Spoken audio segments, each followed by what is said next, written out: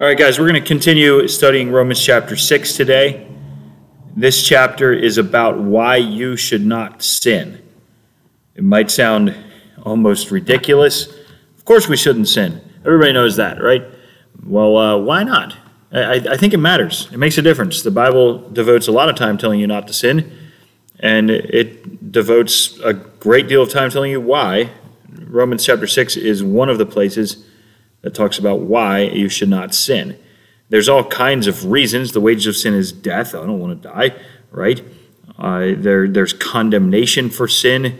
Sin leads to worse and worse problems. There's all these things. But specifically, if you're a Christian and you know Jesus died for you and gave his life for you and forgives your sin, and you're going to go to heaven one day when you die and all this other stuff, you might reasonably ask, and a lot of people do, and we talked about it in the last message, especially those who come from some of the stricter sects of Judaism, of Jewishness, Islam in particular, will say, well, Christians just do whatever they want. Man, their God just forgives them, so they can do whatever they please, and just kind of makes you ask the question, why should we stop sinning? Okay. Now, we talked about it in Friday's message of last week, and we're going to continue in it today, farther into chapter 6. There's a lot of different reasons that he goes into here.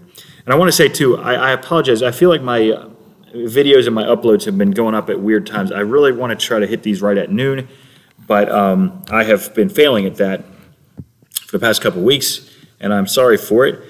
Today's is, I don't know, probably be 1:30, 1:45 till it's up. So I apologize. There's a few different things changing now. I am uploading these to YouTube instead of Facebook, and we will post the YouTube link onto Facebook. But there were getting to be more and more problems with recording live on Facebook. I had not done that in months because it was just not working. YouTube had not been working for a while either. And then I was starting to pre-record them and upload them, and then have them scheduled to appear right at noon so that I could upload them whenever it was convenient for me, but they'd appear at noon. And then it's weird, but Facebook took that ability away. I've not been able to schedule them to appear at noon. It just doesn't work. It posts them whatever time it kind of pleases. It's been strange. So I'm doing them on YouTube now, and I hope I'll get used to this. It might take me a little bit of a learning curve to get these up, and then the YouTube video will be cross-posted to Facebook. And then Melissa does such a great job getting the MP3 onto the podcast page, and we'll figure it out, all right? So enough of that. Romans chapter 6, starting in verse 5. Okay, it says, "For if we have become united with him," meaning Jesus, "in the likeness of his death," meaning through baptism, which we talked about last time, "certainly we will also be in the likeness of his resurrection."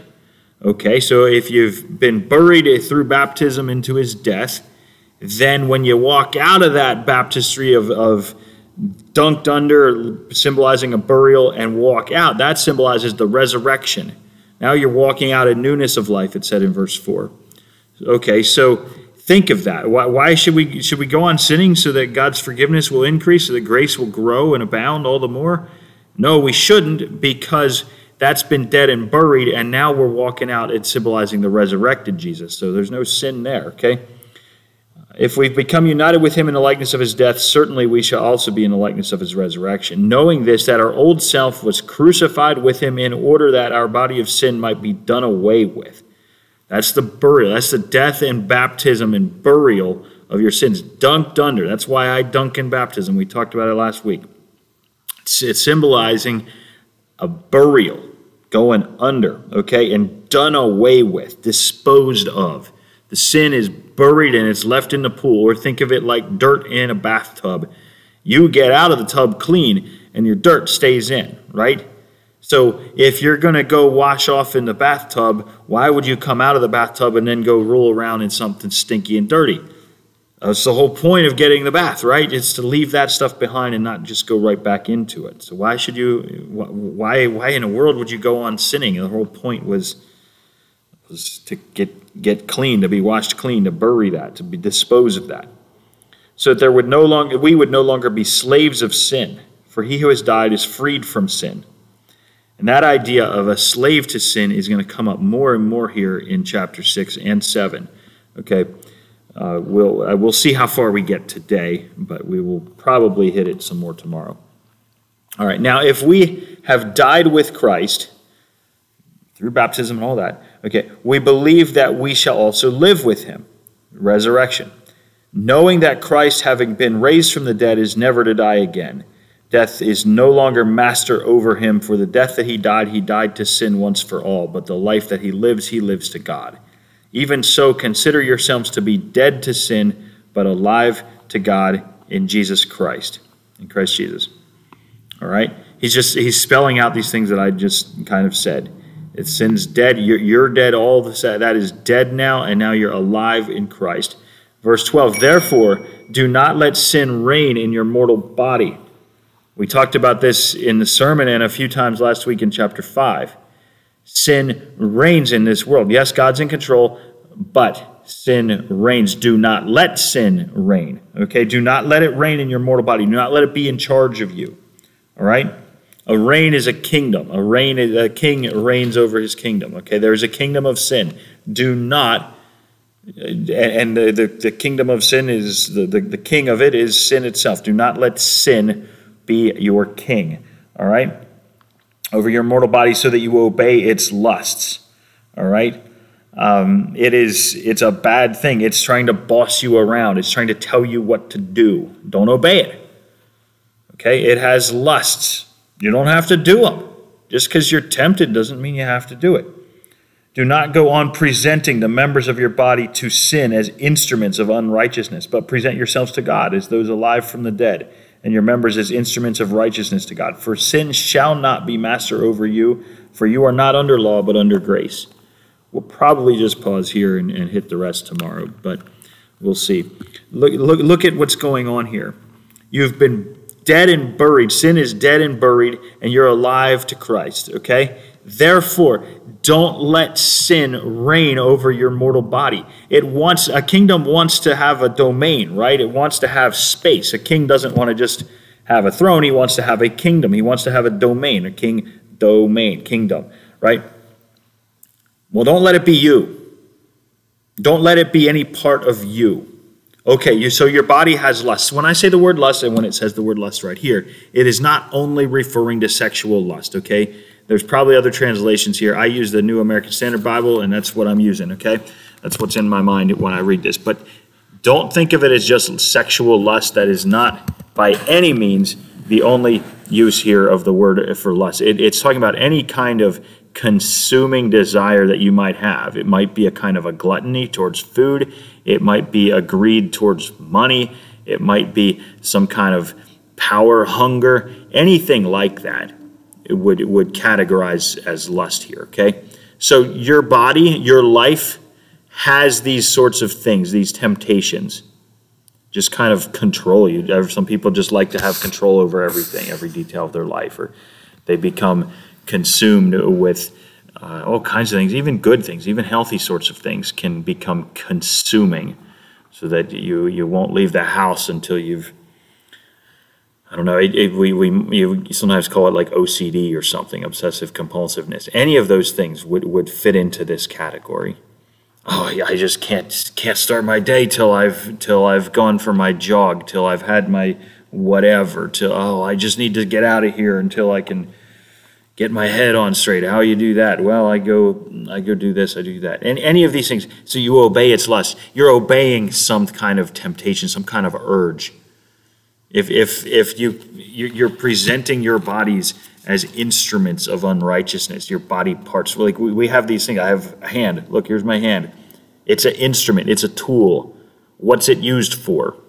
He says if you're sinning, you're presenting your body parts to sin and saying, hey, sin, go ahead and use me. You use my brain. Use my mouth to drop a curse word. Use my brain to dwell on something, to dwell on an anger or jealousy, or an offense that somebody offended me, or some kind of temptation that you use my brain, sin. Here it is. I'm going to present my brain to you so you can use it to obsess over these things, Don't do that. That's what he's saying. That's how sin works. If sin is a king with a kingdom and it reigns over something, well, it's going to reign over whatever stays in its kingdom. Get out of that kingdom and stop presenting parts of yourself into that kingdom, okay?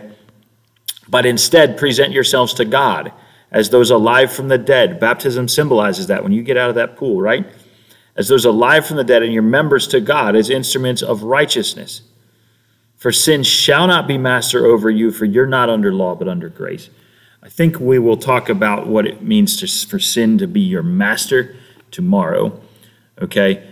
There's the idea of slavery to it. But right here, what he's talking about is life and death. You're dead to sin, you're alive to Christ. And sin has its own kind of kingdom, and so does Christ. And it's just a matter of which kingdom you're going to choose to live in. And now it's very easy to say, I'll raise my hand for Jesus. I want to be in Jesus' kingdom. Yep, my hand's raised for Jesus. That's very easy to do. And good, you should do that. But that's not wrong. Okay? But the rules you obey point to the kingdom in which you live.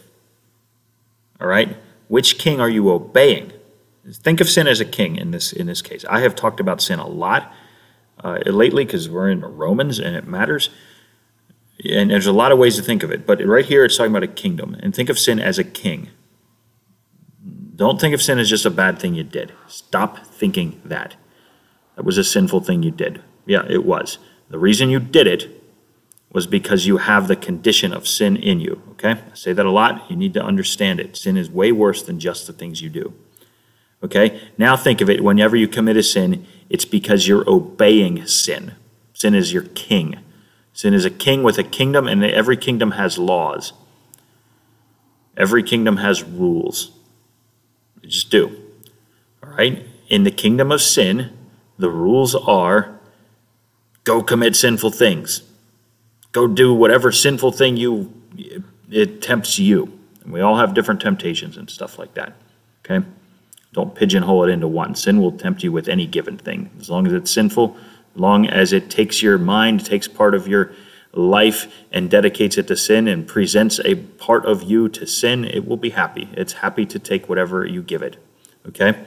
So, are you obeying the laws that sin lays down? If so, then it doesn't matter that you raise your hand for Jesus. I prayed a prayer for Jesus once. Great. Good for you. Who are you obeying? Is Jesus your king? You raise your hand and he's your king.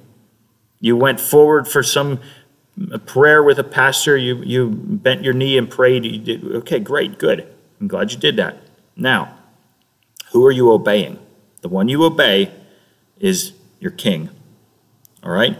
I don't personally live by the rules. I'll just pull one out of my hat, out of Cuba. I don't live by Cuba's laws. I don't really know what they are. I don't pay a ton of attention to them. I pay a lot of attention to the American laws. Why? Because I'm an American citizen. I'm not a Cuban citizen. So why would I follow all the rules that Cuba made up? It's just an analogy, okay? Substitute your own country. You live in one place, and you follow the rules of that place. Okay? So you live in Jesus' kingdom, then you follow Jesus' rules. Verse 1, chapter 6, what should we say? Should we go on sinning so that grace may increase? No, because we're citizens of Jesus' kingdom. And we obey the rules of his kingdom. If you're still a citizen of the kingdom of sin, then you will obey the rules of the kingdom of sin. Should we go on sinning? Sure, go on sinning. Sin wants you to, and sin is your king, and you're going to obey it.